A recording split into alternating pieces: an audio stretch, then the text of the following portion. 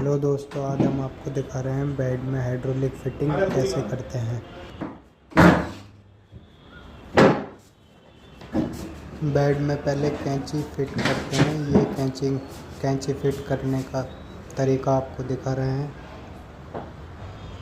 कैंची फिटिंग में आप स्क्रू भी लगा सकते हैं और नट बोल्ट भी डाल सकते हैं।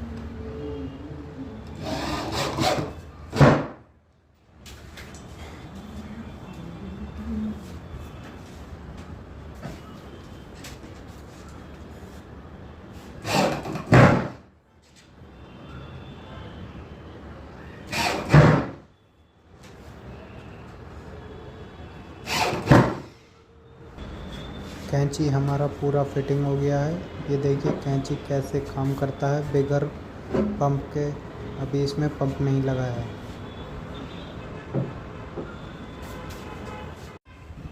हाइड्रोलिक में बेड का टॉप फिट करने के लिए उसमें नट बोल्ट लगाना पड़ता है और फिर कैंची में पंप डालते हैं।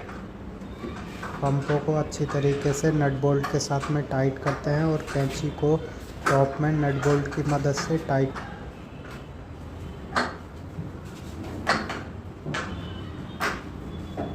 ये हमारा 150 केजी का हाइड्रोलिक का पंप है। इसे हम वेट के अनुसार लेते हैं। 200 केजी भी ले सकते हैं, 100 केजी भी ले सकते हैं।